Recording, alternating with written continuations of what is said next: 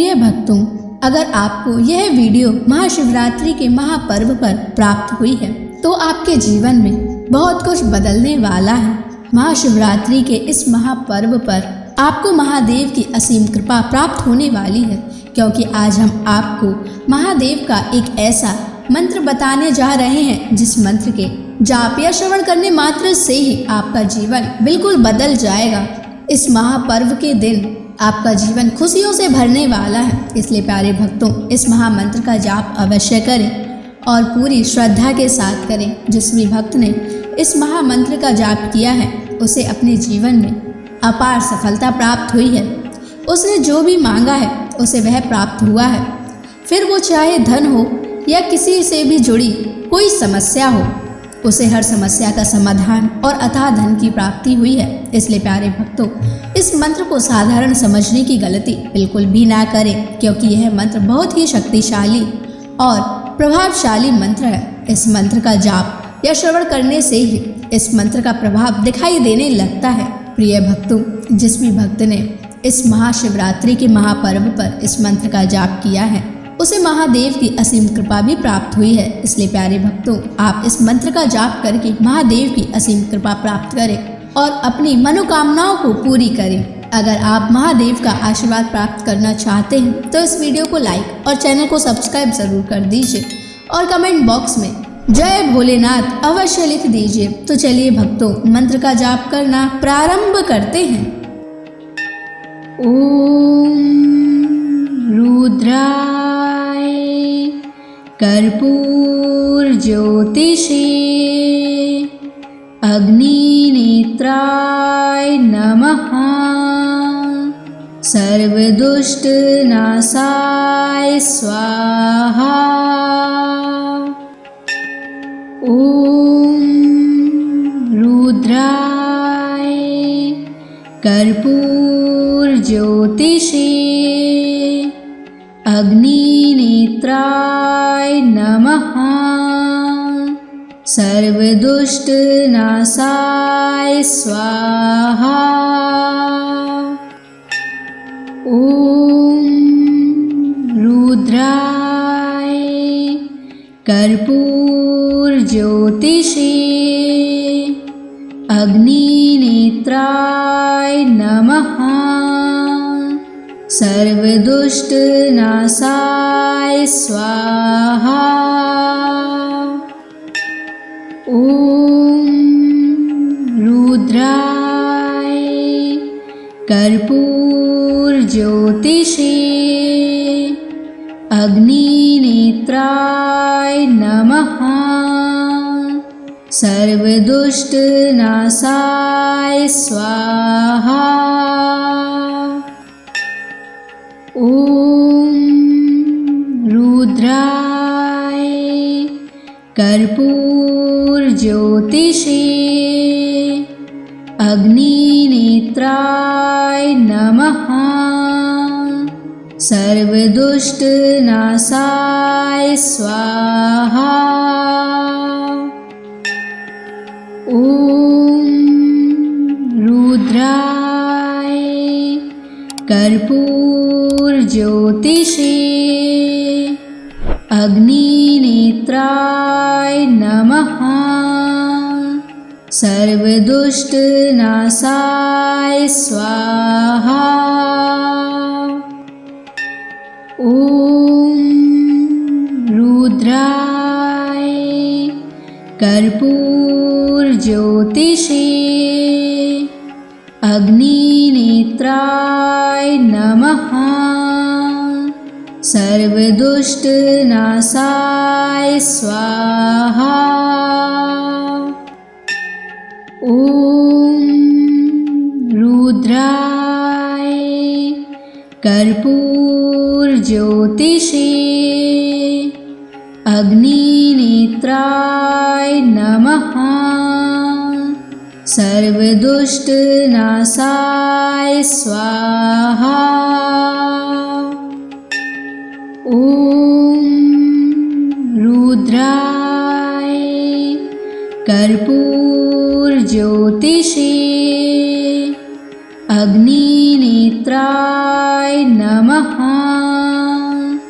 सर्वदुष्टनाशाय स्वाहा। ॐ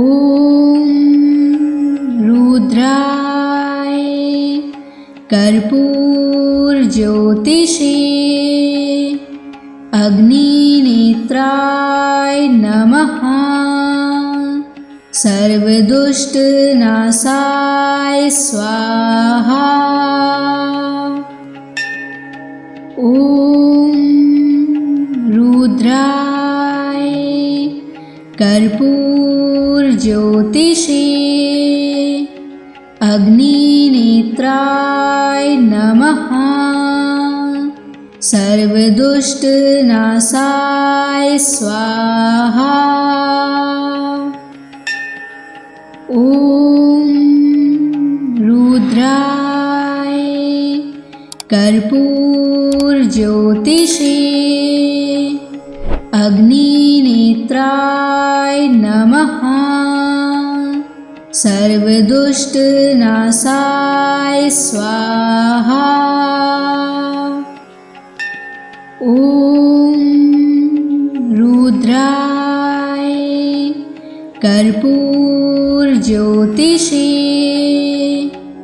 अग्निनेत्राय नमः। सर्वदुष्टनाशाय स्वाहा। ॐ रुद्राय कर्पूरज्योतिषे अग्निनेत्राय नमः। सर्वदुष्टनाशाय स्वाहा। ॐ रुद्राय कर्पूरज्योतिषे अग्निनेत्राय नमः।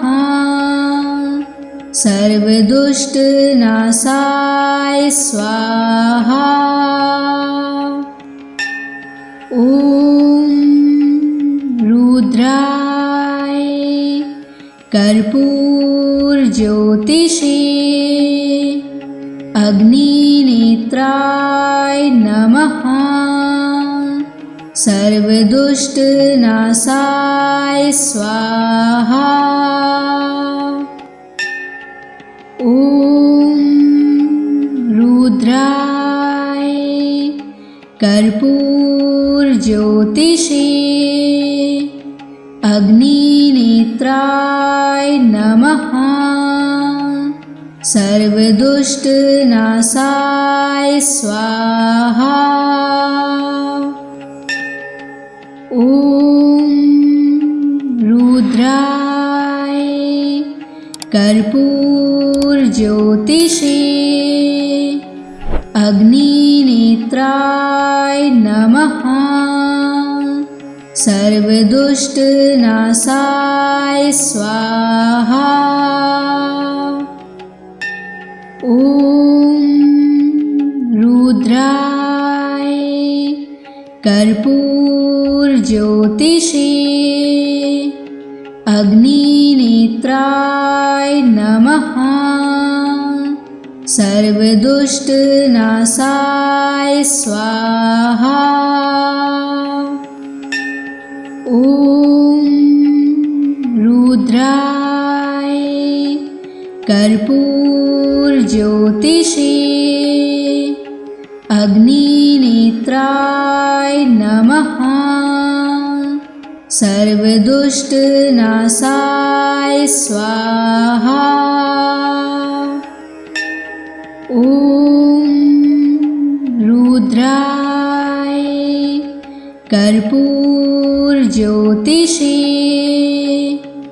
अग्निनेत्राय नमः। सर्वदुष्टनाशाय स्वाहा। ॐ रुद्राय कर्पूरज्योतिषे अग्निनेत्राय नमः। सर्वदुष्टनाशाय स्वाहा। ॐ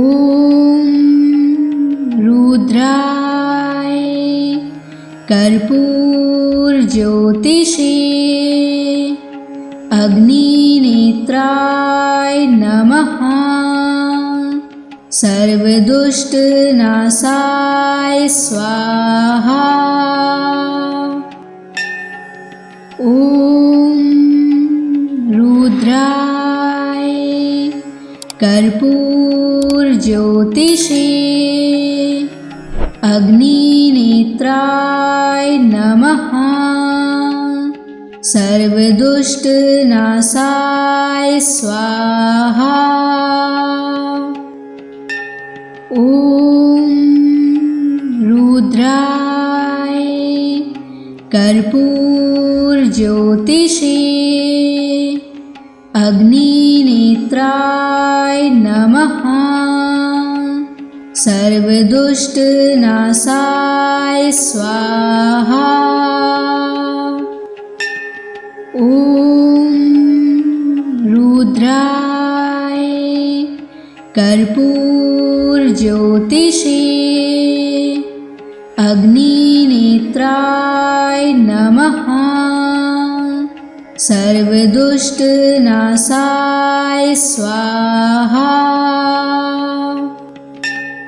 ॐ रुद्राय कर्पूरज्योतिषे अग्निनेत्राय नमः। सर्वदुष्टनाशाय स्वाहा। ॐ रुद्राय कर्पूरज्योतिषे अग्निनेत्राय नमः। सर्वदुष्टनाशाय स्वाहा। ॐ रुद्राय कर्पूरज्योतिषे अग्निनेत्राय नमः। सर्वदुष्टनाशाय स्वाहा। ॐ रुद्राय कर्पूरज्योतिषे अग्निनेत्राय नमः। सर्वदुष्टनाशाय स्वाहा। ॐ रुद्राय कर्पूरज्योतिषे अग्निनेत्राय नमः। सर्वदुष्टनाशाय स्वाहा। ॐ रुद्राय कर्पूरज्योतिषे अग्निनेत्राय नमः। सर्वदुष्टनाशाय स्वाहा। ॐ रुद्राय कर्पूरज्योतिषे अग्निनेत्राय नमः। सर्वदुष्टनाशाय स्वाहा। ॐ रुद्राय कर्पूरज्योतिषे अग्निनेत्राय नमः। सर्वदुष्टनाशाय स्वाहा। ॐ रुद्राय कर्पूरज्योतिषे अग्निनेत्राय नमः। सर्वदुष्टनाशाय स्वाहा। ॐ रुद्राय कर्पूरज्योतिषे अग्निनेत्राय नमः। सर्वदुष्टनाशाय स्वाहा। ॐ रुद्राय कर्पूरज्योतिषे अग्निनेत्राय नमः। सर्वदुष्टनाशाय स्वाहा। ॐ रुद्राय कर्पूरज्योतिषे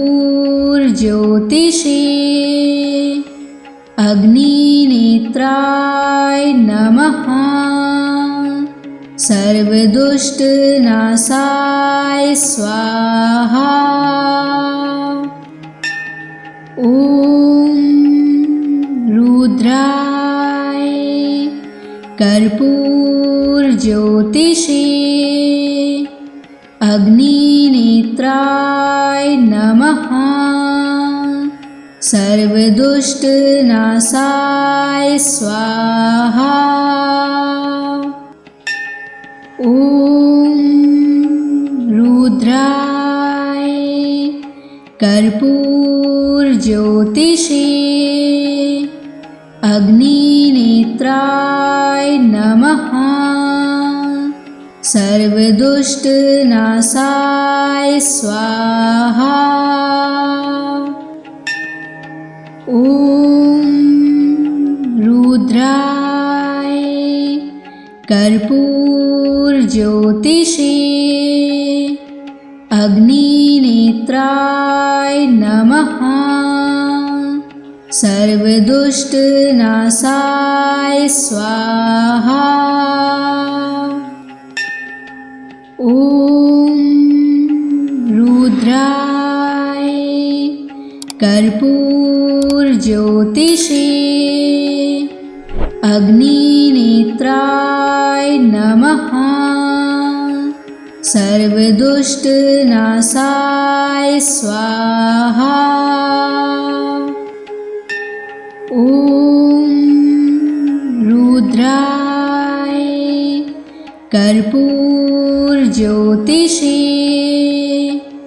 अग्निनेत्राय नमः। सर्वदुष्टनाशाय स्वाहा। ॐ रुद्राय कर्पूरज्योतिषे अग्निनेत्राय नमः। सर्वदुष्टनाशाय स्वाहा। ॐ रुद्राय कर्पूरज्योतिषे अग्निनेत्राय नमः। सर्वदुष्टनाशाय स्वाहा। ॐ रुद्राय कर्पूरज्योतिषे अग्निनेत्राय नमः। सर्वदुष्टनाशाय स्वाहा। ॐ रुद्राय कर्पूरज्योतिषे अग्निनेत्राय नमः। सर्वदुष्टनाशाय स्वाहा। ॐ रुद्राय कर्पूरज्योतिषे अग्निनेत्राय नमः। सर्वदुष्टनाशाय स्वाहा। ॐ रुद्राय कर्पूरज्योतिषे अग्निनेत्राय नमः। सर्वदुष्टनाशाय स्वाहा।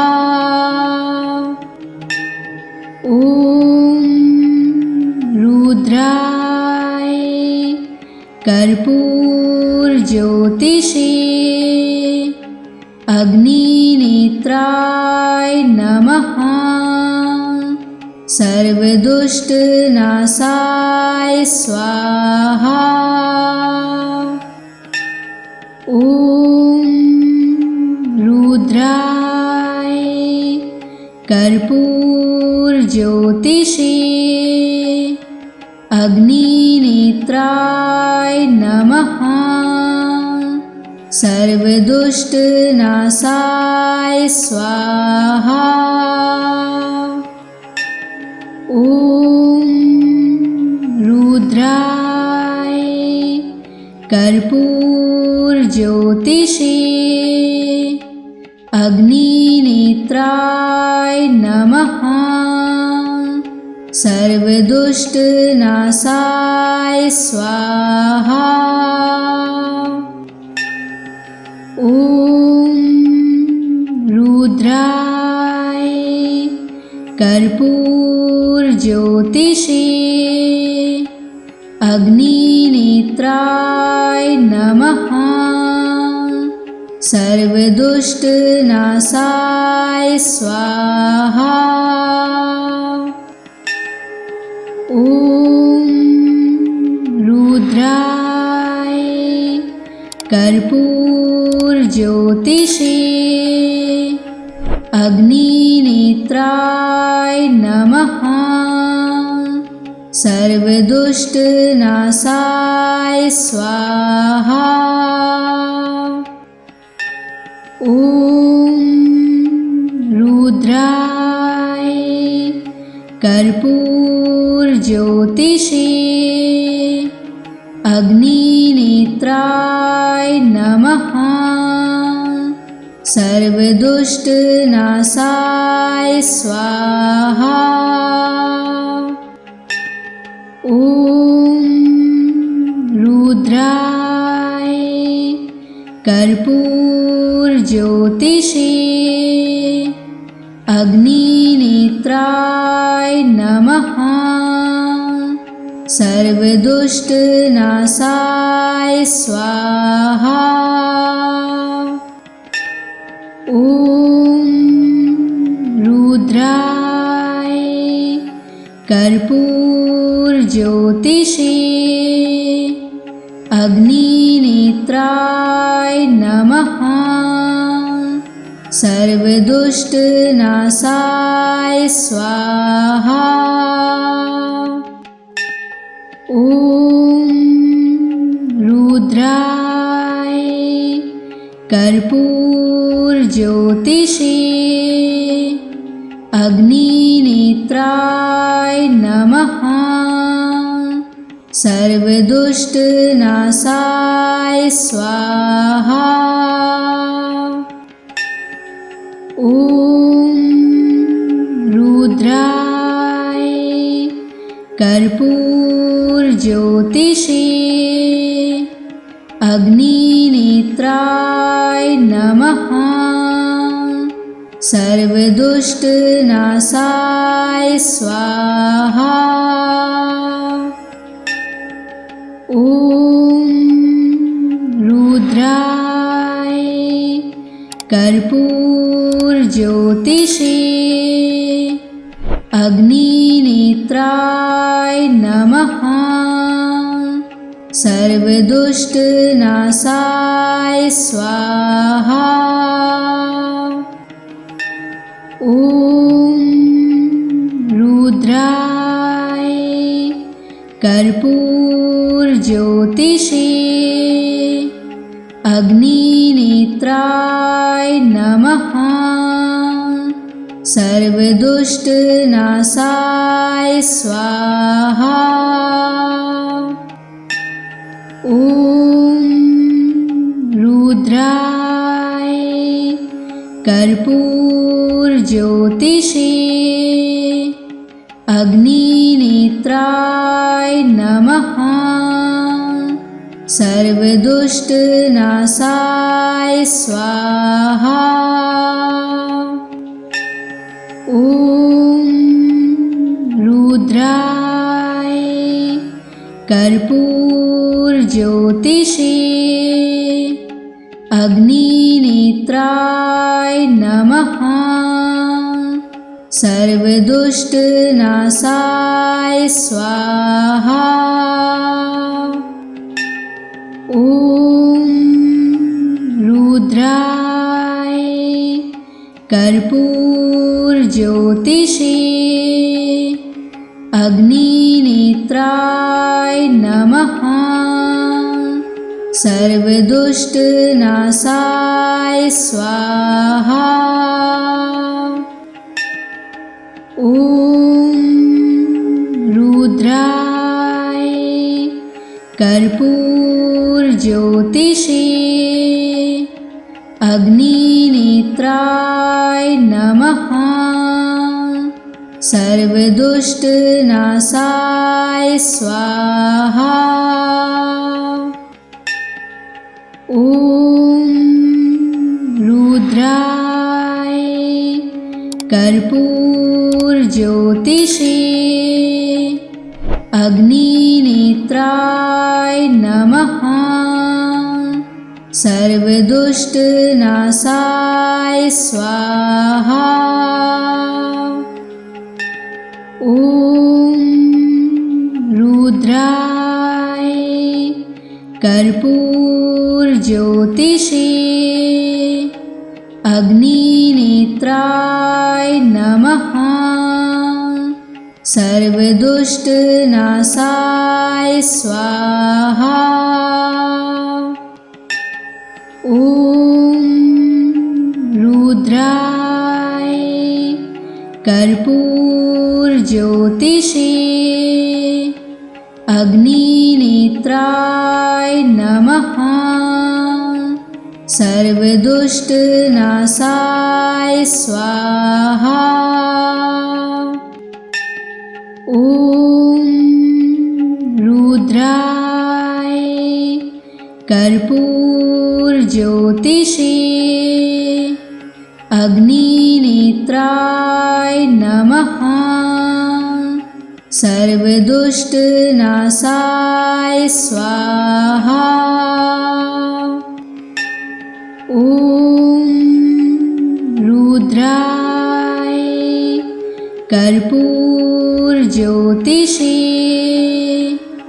अग्निनेत्राय नमः। सर्वदुष्टनाशाय स्वाहा। ॐ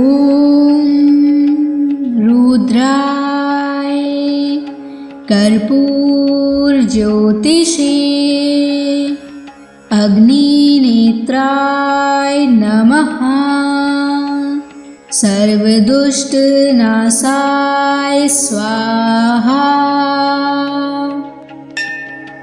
ॐ रुद्राय कर्पूरज्योतिषे अग्निनेत्राय नमः। सर्वदुष्टनाशाय स्वाहा। ॐ रुद्राय कर्पूरज्योतिषे अग्निनेत्राय नमः। सर्वदुष्टनाशाय स्वाहा। ॐ रुद्राय कर्पूरज्योतिषे अग्निनेत्राय नमः। सर्वदुष्टनाशाय स्वाहा। ॐ रुद्राय कर्पूरज्योतिषे अग्निनेत्राय नमः। सर्वदुष्टनाशाय स्वाहा। ॐ रुद्राय कर्पूरज्योतिषे अग्निनेत्राय नमः। सर्वदुष्टनाशाय स्वाहा। ॐ रुद्राय कर्पूरज्योतिषे अग्निनेत्राय नमः। सर्वदुष्टनाशाय स्वाहा। ॐ रुद्राय कर्पूरज्योतिषे अग्निनेत्राय नमः। सर्वदुष्टनाशाय स्वाहा। ॐ रुद्राय कर्पूरज्योतिषे अग्निनेत्राय नमः। सर्वदुष्टनाशाय स्वाहा। ॐ रुद्राय कर्पूरज्योतिषे अग्निनेत्राय नमः। सर्वदुष्टनाशाय स्वाहा। ॐ रुद्राय कर्पूरज्योतिषे अग्निनेत्राय नमः। सर्वदुष्टनाशाय स्वाहा। ॐ रुद्राय कर्पूरज्योतिषे अग्निनेत्राय नमः। सर्वदुष्टनाशाय स्वाहा। ॐ रुद्राय कर्पूरज्योतिषे अग्निनेत्राय नमः। सर्वदुष्टनाशाय स्वाहा। ॐ रुद्राय कर्पूरज्योतिषे अग्निनेत्राय नमः। सर्वदुष्टनाशाय स्वाहा। ॐ रुद्राय कर्पूरज्योतिषे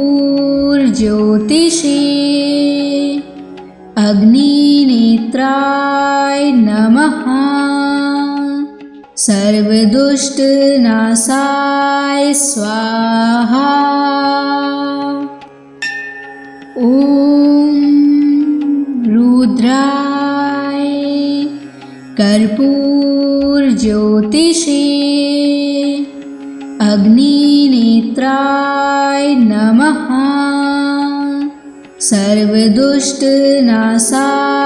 स्वाहा। ॐ रुद्राय कर्पूरज्योतिषे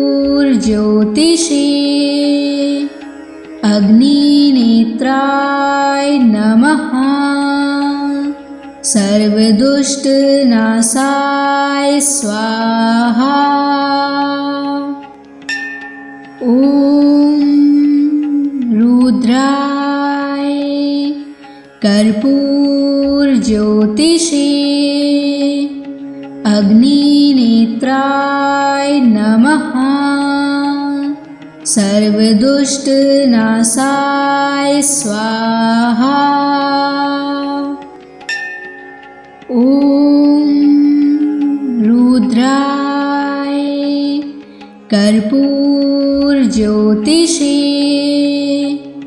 अग्निनेत्राय नमः। सर्वदुष्टनाशाय स्वाहा। ॐ रुद्राय कर्पूरज्योतिषे अग्निनेत्राय नमः। सर्वदुष्टनाशाय स्वाहा। ॐ रुद्राय कर्पूरज्योतिषे अग्निनेत्राय नमः। सर्वदुष्टनाशाय स्वाहा। ॐ रुद्राय कर्पूरज्योतिषे अग्निनेत्राय नमः। सर्वदुष्टनाशाय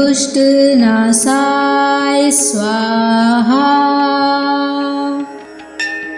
ॐ रुद्राय कर्पूरज्योतिषे अग्निनेत्राय नमः। सर्वदुष्टनाशाय स्वाहा। ॐ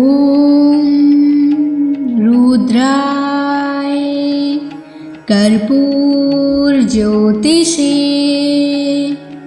अग्निनेत्राय नमः। सर्वदुष्टनाशाय स्वाहा। ॐ रुद्राय कर्पूरज्योतिषे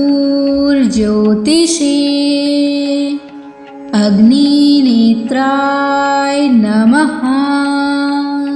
सर्वदुष्टनाशाय स्वाहा। ॐ रुद्राय कर्पूरज्योतिषे अग्निनेत्राय नमः। सर्वदुष्टनाशाय स्वाहा। ॐ रुद्राय कर्पूरज्योतिषे अग्निनेत्राय नमः। सर्वदुष्टनाशाय स्वाहा। ॐ रुद्राय कर्पूरज्योतिषे अग्निनेत्राय नमः। सर्वदुष्टनाशाय स्वाहा। ॐ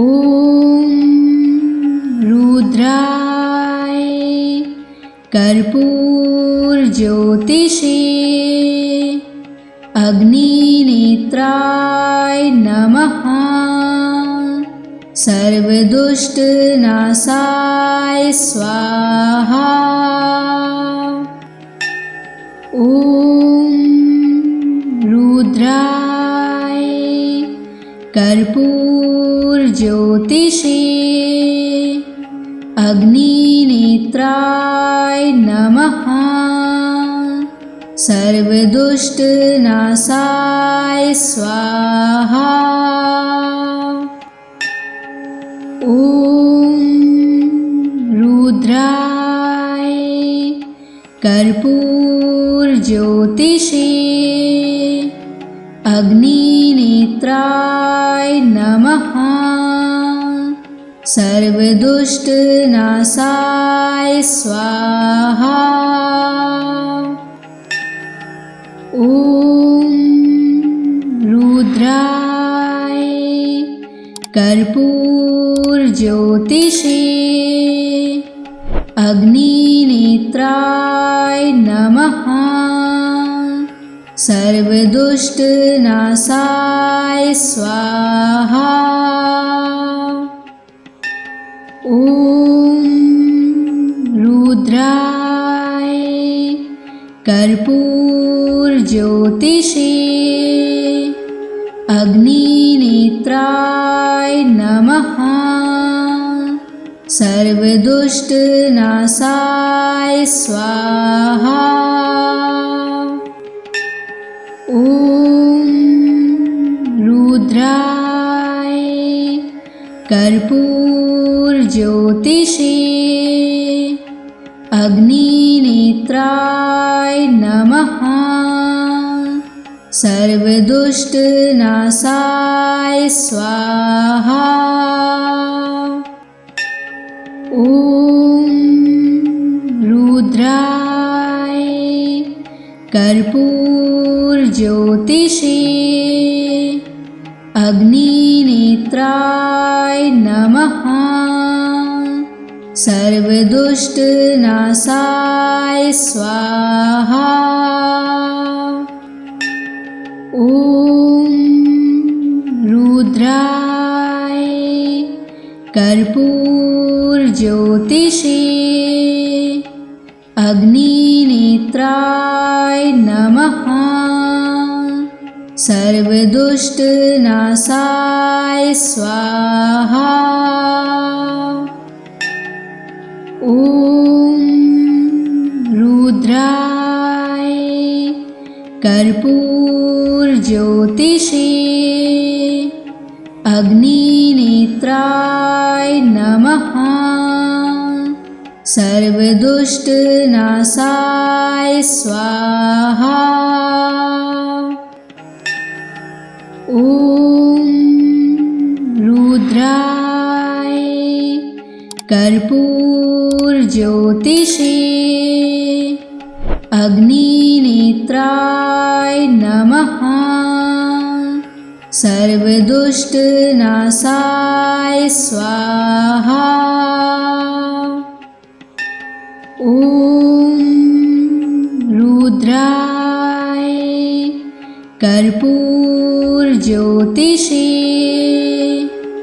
अग्निनेत्राय नमः। सर्वदुष्टनाशाय स्वाहा। ॐ रुद्राय कर्पूरज्योतिषे अग्निनेत्राय नमः। सर्वदुष्टनाशाय स्वाहा। ॐ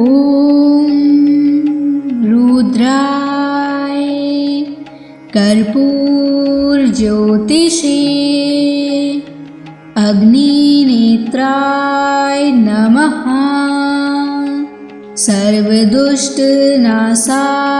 स्वाहा।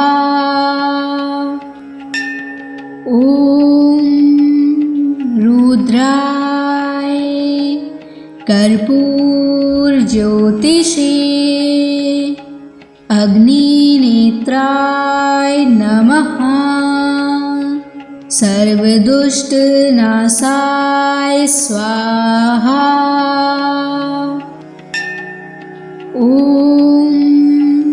रुद्राय कर्पूरज्योतिषे अग्निनेत्राय नमः।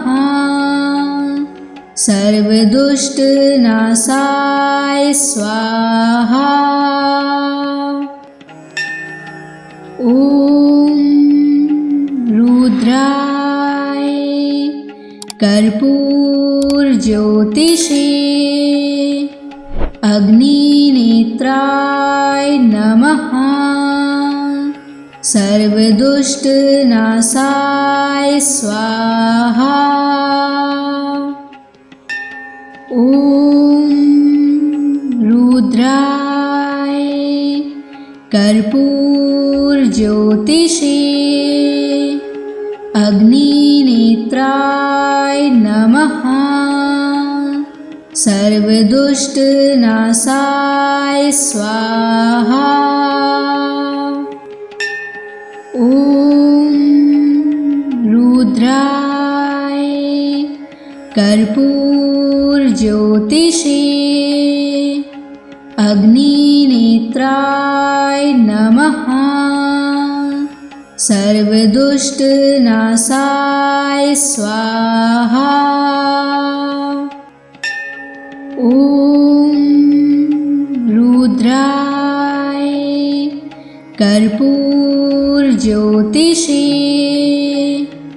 अग्निनेत्राय नमः।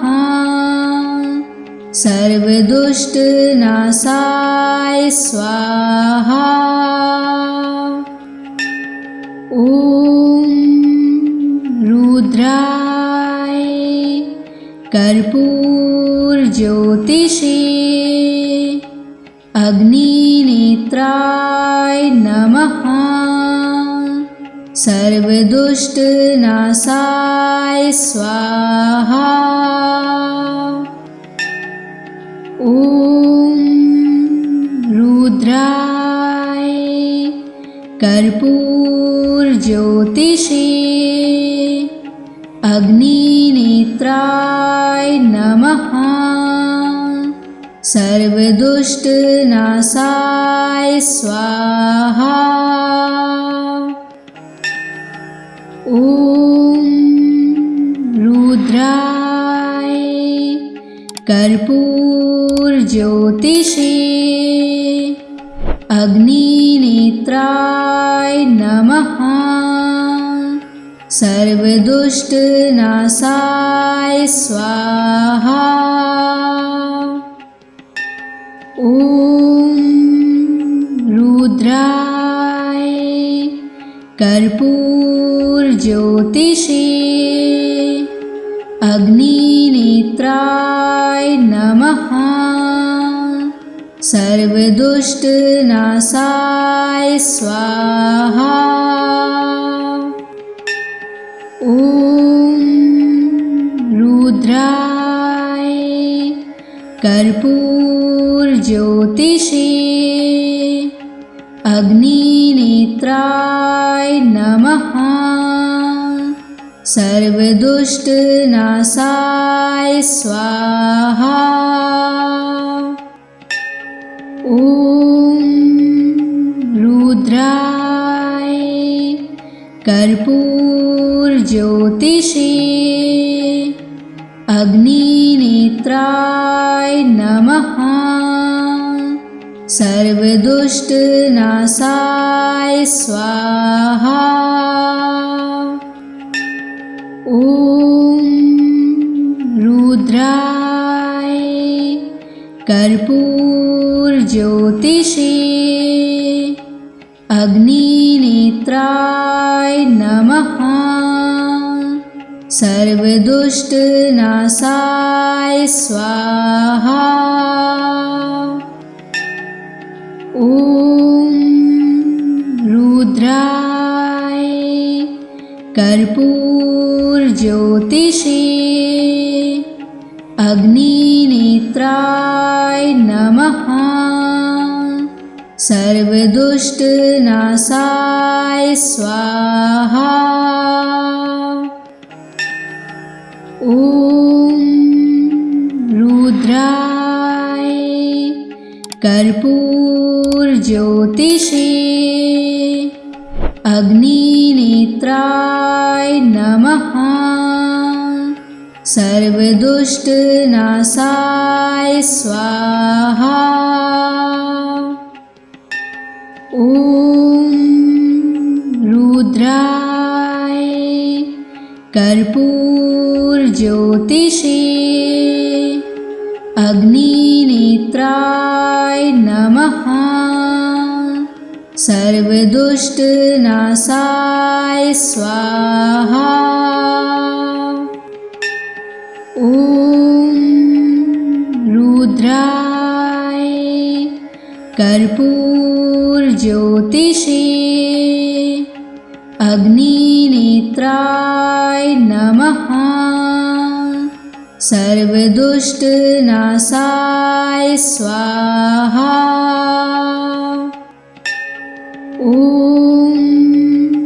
रुद्राय कर्पूरज्योतिषे अग्निनेत्राय नमः। सर्वदुष्टनाशाय स्वाहा। ॐ रुद्राय कर्पूरज्योतिषे अग्निनेत्राय नमः। सर्वदुष्टनाशाय स्वाहा। ॐ रुद्राय कर्पूरज्योतिषे अग्निनेत्राय नमः। सर्वदुष्टनाशाय स्वाहा। ॐ रुद्राय कर्पूरज्योतिषे अग्निनेत्राय नमः। सर्वदुष्टनाशाय स्वाहा। ॐ रुद्राय कर्पूरज्योतिषे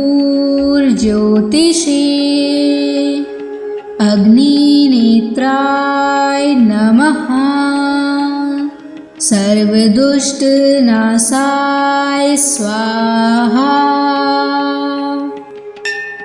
ॐ रुद्राय कर्पूरज्योतिषे अग्निनेत्राय नमः।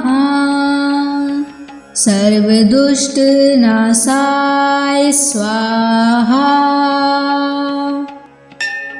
ॐ रुद्राय कर्पूरज्योतिषे अग्निनेत्राय नमः। सर्वदुष्टनाशाय स्वाहा। ॐ रुद्राय कर्पूरज्योतिषे अग्निनेत्राय नमः। सर्वदुष्टनाशाय स्वाहा। ॐ रुद्राय कर्पूरज्योतिषे अग्निनेत्राय नमः। सर्वदुष्टनाशाय स्वाहा। ॐ रुद्राय कर्पूरज्योतिषे अग्निनेत्राय नमः। सर्वदुष्टनाशाय स्वाहा।